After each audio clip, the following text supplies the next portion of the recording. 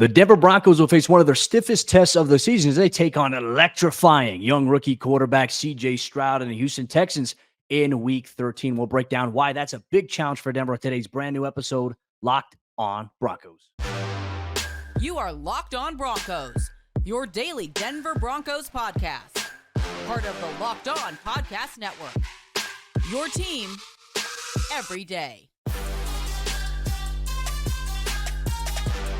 Can the Denver Broncos make it 6 straight games on Sunday against the Houston Texans and CJ Stroud? That's what we're going to break down on today's brand new episode of Locked on Broncos, your daily Denver Broncos podcast, part of the Locked on Podcast Network, your team every day. Thank you so much to everybody in Broncos Country, and a shout out to all the everydayers out there who make us your first listen of the day every single day. You can get this podcast for free on YouTube or wherever you get your podcasts. I'm Cody Roark, Broncos reporter for Mile High Sports, joined alongside, as always, by Sayre Bedinger, site expert, predominantlyorange.com. Today's episode of the show is brought to you by PrizePicks, the easiest and most exciting way to play daily fantasy sports. Go to prizepicks.com/LockedOnNFL and use code in all lowercase LockedOnNFL for a first deposit matchup to $100. Sayre, Sunday's matchup here against the Houston Texans, not only do we talk about two teams that have the same record going into the matchup, the stakes are high and the storylines for these teams are entirely different. I mean, you look at where the Broncos were at the beginning of the season. You look at the Houston Texans before the season even began. They're like, what's it going to look like with DeMeco Ryans in his first year as a head coach, who was in the running for the Broncos head coaching job at one point, and a rookie quarterback in CJ Stroud. Fast forward to Week 13, both teams sitting at 6-5 and have some very, very interesting storylines ahead of them. But for the Broncos, the defense, they're going to face a really stiff test this week against CJ and that Houston Texans offense. They absolutely are. CJ Stroud has been fantastic as a rookie quarterback in the NFL. And of course, I think his ability, his level of play maybe led to Frank Reich getting fired there in Carolina, right, Cody? I mean, that at least had to be part of the contributing factor. But CJ Stroud has played very, very well. DeMeco Ryans doing a tremendous job. We know those two guys, they're working together very well. Bobby Slowick calling the offense. So it's another game for the Denver Broncos defense against a QB collective disciple here, Cody. So it'll be fascinating to see how this one goes. Now, the biggest thing with CJ Stroud is I think he spreads the ball around as well as any quarterback in the league is doing it right now. And that's part of the reason why he ranks second in the NFL in total passing yards, over 3,200 passing yards this season. And he's tied for 7th in the league with 19 passing touchdowns. Of course, that 19 passing touchdown number is just ever so slightly behind our guy, Russell Wilson, who has 20 passing touchdowns this season. But you look at some of the numbers for CJ Stroud, man, he's spreading the ball around really well. They're capitalizing with big plays. He's converting in the red zone. They're doing a lot of things that you don't often see rookie quarterbacks able to do very well. When you look at the options that he has, I mean, look, they just got Dameon Pierce back at running back. You and I last year, when we talked about that matchup in Week 2 of last season, when Davis Mills was the quarterback, like Dameon Pierce is the most dangerous guy on the field. You have to worry about him. And obviously, considering some of Denver's history this season, struggling to stop the run, that's certainly a dynamic to watch for with Pierce back in the lineup here. But I think you look at CJ Stroud, look at the weapons he's got thrown to. Like, he's got Bobby Trees, Robert Woods, for those of you that don't know, Bobby Trees is his nickname. Nico Collins is having a terrific year. He's a long, sizable target. And then Tank Dell is balling, and he's got legitimate speed to get behind defenses. So for me, I look at the weapons that they have. This is a tough dynamic for Denver's defense because not only is CJ Stroud really good at throwing the football, right? I think he's had more 300-yard passing games this season than Justin Fields has had so far in his entire career in the NFL. But you also look at it from the standpoint that CJ, when the play breaks down, the pocket breaks down around him, I mean, kind of similar to Russell Wilson, very good being mobile, throwing, extending plays, creating opportunities in the scramble drill. This is, in my opinion, Sayre, like, I know Denver's faced Patrick Mahomes. I know they faced Josh Allen. This might be the biggest test that Denver is going to face so far this season because of the weapons that Houston has, their ability to run the football with Pierce when healthy, and CJ Stroud being able to extend plays. Like, he is a very, very dangerous player. A 19-5 touchdown to interception ratio. Russell Wilson's at 20-4 at this point. I mean, they're very similar in how they're doing it, but CJ Stroud, he's lighting it up. He's throwing the ball downfield. He's giving them chances. He's capitalizing on big plays. I'm not going to lie. I'm a little anxious about this game here. This is a big test for Denver's defense. I'm very curious to see how they match up and who they decide to put on who and what the game plan is going into this week's game. They're gonna have to watch what Jonathan Gannon and that Arizona Cardinals defense did to CJ Stroud. I believe that was the game where he threw 3 interceptions just a couple of weeks ago. So what was it that they did to cause him maybe some confusion, or to cause him to try to fit the ball into places that he couldn't? Or pressure-wise, what kind of pressure looks are they bringing? We've seen the Broncos be very diverse defensively with their pressure looks in recent weeks, and there's no better examples of that than the Minnesota game, and then obviously their most recent victory this past weekend. So hey, I think that you're in a good spot here defensively. You're doing the right things. You've gained the right kind of momentum, right? When you're talking about rushing the quarterback, getting quarterback hits, making sure that you have guys that are in the right place in the secondary, and they are going to have to be on point in this one, Cody. I mean, Pat Surtain, he may get tested in this game, right? Because of how much CJ Stroud likes to distribute the ball around to different parts of the field. So you may not see the Texans completely avoid Pat Surtain's side of the field. And I think that that could make for a really interesting dynamic in this game as well. But we know that the Broncos need to be better at stopping the run, because ultimately, as good as the Texans are at passing the football, you want to make sure you do force the game into CJ Stroud's hands to keep the Texans a little more one-dimensional. If they're working on all cylinders here, the Broncos defense is going to be in a bad position. But you need to get CJ Stroud off his spot and find a way to figure out how to do what the Cardinals did just a couple weeks ago. Yeah, I'm very curious to see what Vance Joseph is going to design up here for Denver defensively. But man, I think the biggest challenge here is when you look at Houston's offense and the way that they do certain things. Gosh, you see so much motion, right? So much motion from Tank Dell, so much motion from the slot. They'll put Nico Collins inside the slot as the number 2 or the number 3 receiver. You know, there is a former Bronco there, Andrew Beck. I think, if I'm not mistaken, Eric Tomlinson is still there, or Eric Saubert is there. I'm not sure which one. I'll have to double check that, but they have dudes.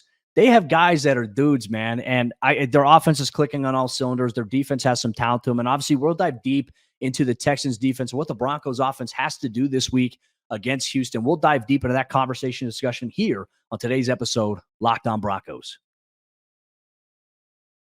Did the game go to a timeout? Well, it's time to order in with DoorDash. If it's halftime, that's ordering time. If it's the 2-minute warning, you got it. That's your cue to order in. You can order pizza, wings, soda, burgers, or even just buns on DoorDash and get it all delivered without missing the game. You can order chips, dips, nachos, and everything you need to make your own nachos on DoorDash and get it all delivered without missing the game, or if you're building up for a tailgate party. Now, I'll tell you this. I love using DoorDash for some of my local favorites. You've heard me talk about Illegal Pete's. I always get the protein-packed double stuffed burrito with rice, a little bit of cilantro added in there, and a little bit of guacamole. But I like to go double steak and chicken for the maximum protein benefit. And the best part about it, DoorDash, they bring it directly to my doorstep. They can leave it there. They can hand it directly to me, but I also get a track when it arrives there. So that's one reason why I rock with DoorDash. It makes it very convenient, especially this week as the Broncos play the Houston Texans on the road. That means I can order something and have it delivered to me for the game for kickoff. So get prepared before game day, stock up on your favorite appetizers, and order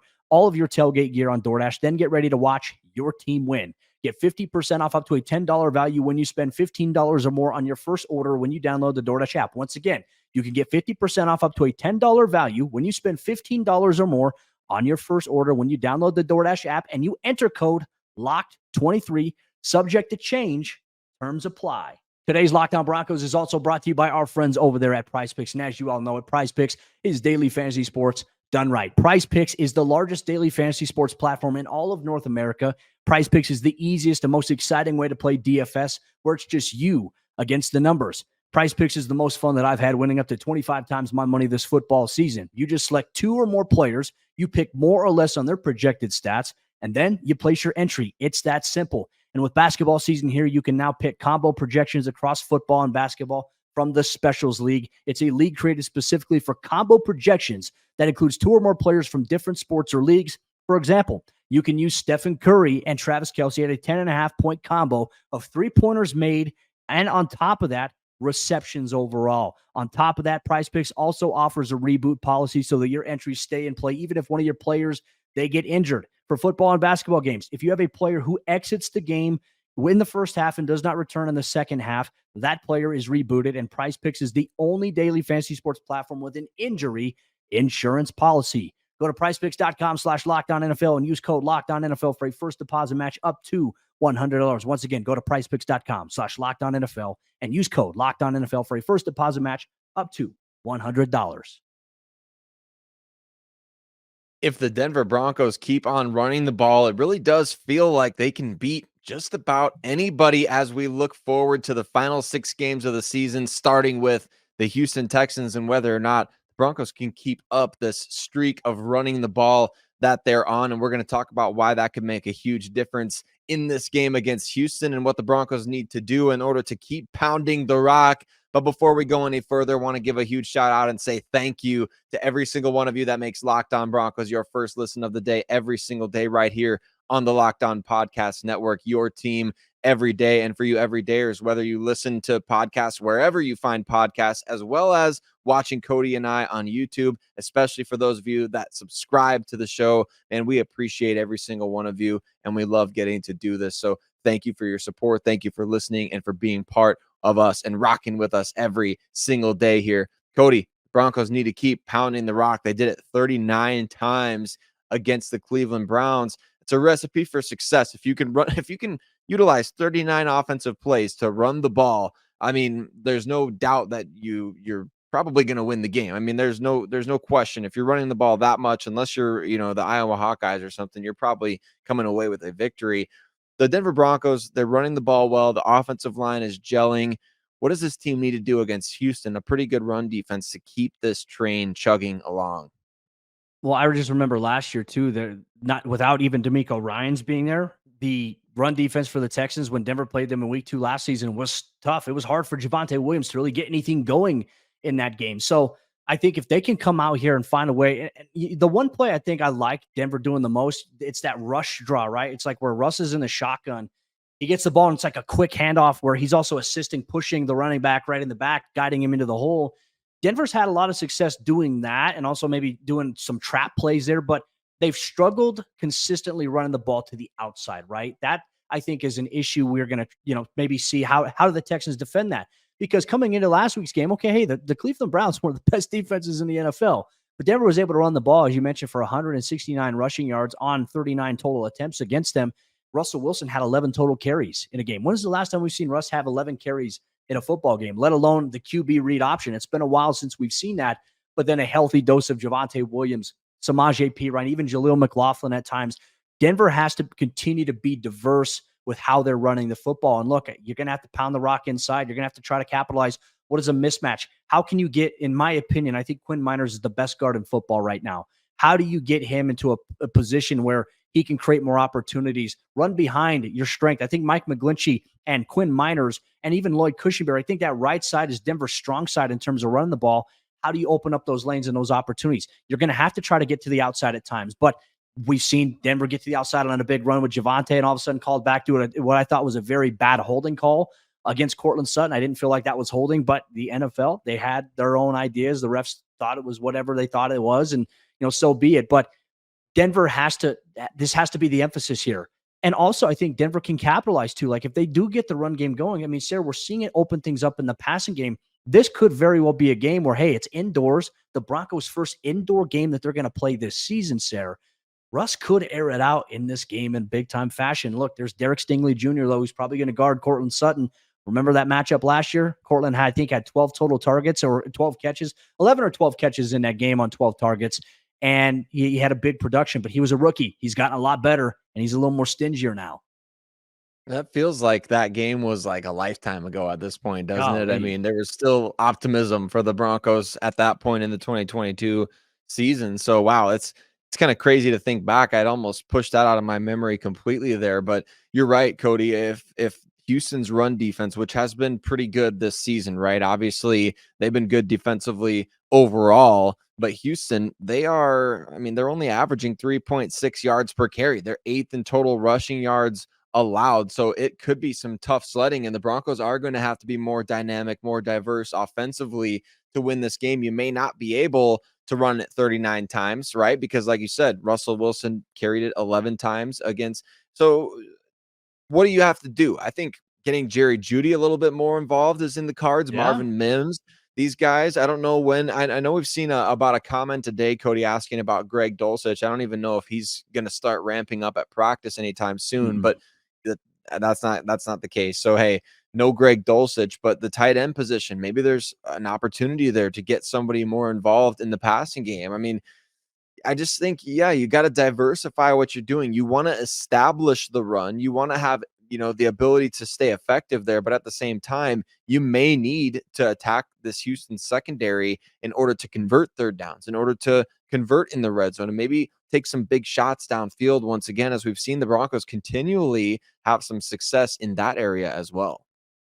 Well, after Lucas Kroll was elevated for the Buffalo game, we haven't seen him elevated. It's been David Sills and obviously Tyler Lancaster this past week. They got the game day elevation from the practice squad. Now, if I'm not mistaken, that was David Sills' third call up, which means he's going to have to obviously be promoted to the active roster, or he's going to have to get waived and then signed back to the practice squad. Then they can use him again.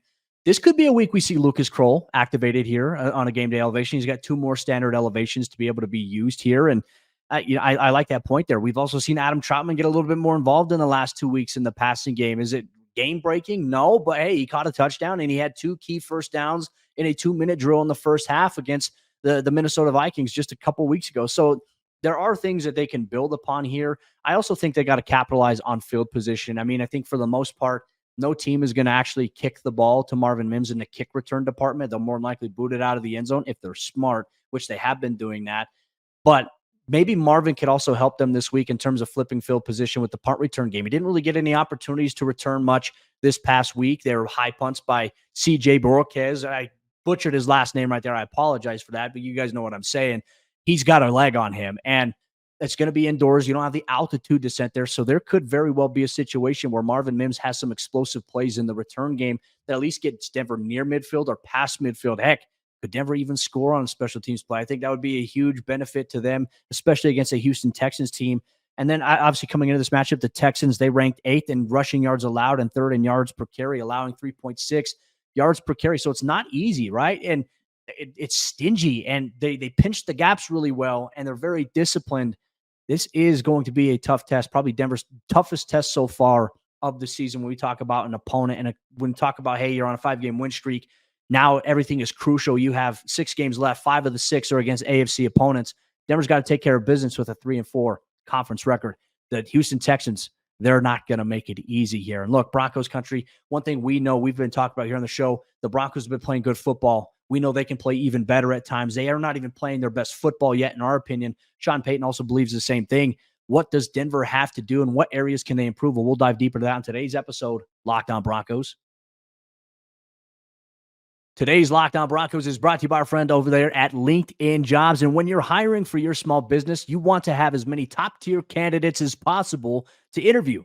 That's why you have to check out LinkedIn Jobs. LinkedIn Jobs, they have the tools to help you find the right professionals for your team faster and for free. And it's important to have quality candidates to interview, which makes it easy to hire the right people for your company. And LinkedIn Jobs makes it easier to do just that. LinkedIn isn't just another job board. LinkedIn has a vast network of more than 1 billion professionals, which makes it the best place to hire. Hiring is easy when you have that many quality candidates. So easy, in fact, that 86% of small businesses get a qualified candidate within 24 hours. LinkedIn knows that small businesses are wearing so many hats and might not have the time or the resources to hire. Thankfully, with LinkedIn, the process is intuitive, it's quick and easy, and they even just launched a feature that helps you write job descriptions, which makes the process even easier and quicker. Post your job for free at LinkedIn.com/LockedOnNFL. That's LinkedIn.com/LockedOnNFL to post your job for free. Terms and conditions apply. As we jump into the fourth quarter action on today's episode, Locked On Broncos, we all know that this Broncos team, despite winning 5 games in a row, they can play even better. Have they played their best football? I don't necessarily believe they have just yet, which could be a very, very good thing as the Broncos embrace a very, very pivotal stretch here coming up. Thank you so much, Broncos Country, for tuning in, making us your first listen of the day every single day here on Locked On Broncos. You can get us on YouTube or wherever you get your podcasts for free. Thank you so much for rocking with us every single day. Sayre, my friend, we had a conference call with Sean Payton on Monday morning following the Broncos' victory on Sunday against the Cleveland Browns. We talked about the state of the AFC West, the playoff picture, and Sean Payton was asked a question about the playoff picture, and Do you pay much attention to that? And he's like, I don't have to because you guys do that for me. So, I mean, we already have kind of put that out there. But he told us that the main focus for him is that this is a football team that isn't so much focused on what's ahead. They're focused on, hey, this is the current week. And since they had that Miami game, their focus has been game by game, week by week, which being in the sport, it's so tough to embrace that, right? Because you're always monitoring what other teams are doing, who's winning, who's losing. But as a team, you absolutely have to monitor what can we control this week. And Denver can only control their effort and their preparation for Houston. Yeah, exactly. And that's spot on, really. And it's what we talked about in yesterday's show, where it's like you can't look at this game as we need to extend this winning streak to 6 games. You have to think of it as, hey, wipe that all away. We're going for win number 1 right now. We need to be 1-0 this week. And really, that is, I know, as cliche of a mentality as that can seem, like, got to be 1-0 this week.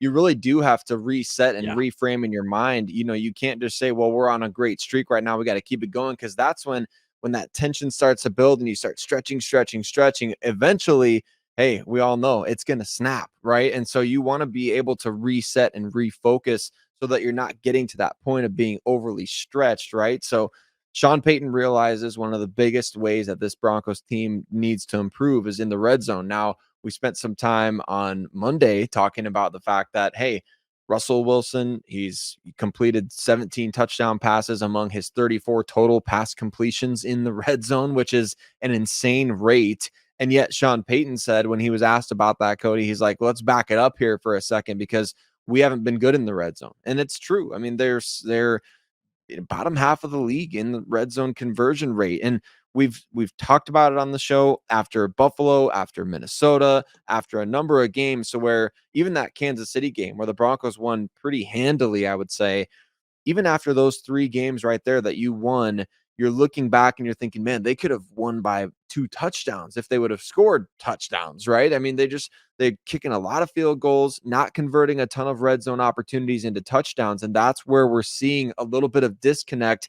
You know what? It's been a long time since, Cody. I was thinking of this as you were just talking there for a second. It's been a long time since the Broncos put 30 plus points on the board. The last time they did that was out of necessity. I remember they had to come back against the Chicago Bears. So they won 31-28 in that game. Maybe this is the week that, I know it's a good defense, all due respect, of course, to Houston. Maybe this is a week where we see the Broncos finally put it all together offensively and get above that 30-point mark again. They would need that. That would be so crucial for them this week. And look, as you were talking about that as well, like you talk about all the times where Denver had opportunities to put up points against those teams after the Broncos defense generated a takeaway. They've left so many points on the field this season, right? And just if you can flip it to the inverse and Denver can convert there, Denver's averaging a little bit more over at that point. I think they'd be well over 30 yards. I mean, 30, not 30 yards, 30 points per game in the stretch in which they've been winning games here. And that to me tells me like this team, like they're doing things right, but they're not quite consistent enough at doing it, right? And so if they can find a way to flip that switch and play better, and better than they are playing right now. I mean, Sayre, we are talking about an entirely different Broncos team, a team that all of a sudden becomes, in the eyes of some people in the national media have now said they could become contenders so far, which is crazy. I don't think we would have ever thought at any point this season that would be the case for Denver after they started off 1-5 here. But I believe firmly that Denver has not played their best football yet. And that to me, I think is an exciting element because what if they do? What if they start playing their best football? How do they get there? It's all about putting up points and capitalizing on those opportunities the defense is giving you, not settling for 3 every single time, getting off the field on third down. Like Denver still has to become a better team on third down. And they've been trending in the right direction as of late, but they've got to be more consistent with that. And they can't find themselves third and, 12 plus the way that they did against the Buffalo Bills 5 or 6 times in that game, which is astronomical. So Denver's trending in the right direction. Haven't played their best football yet, but I have a feeling it's close.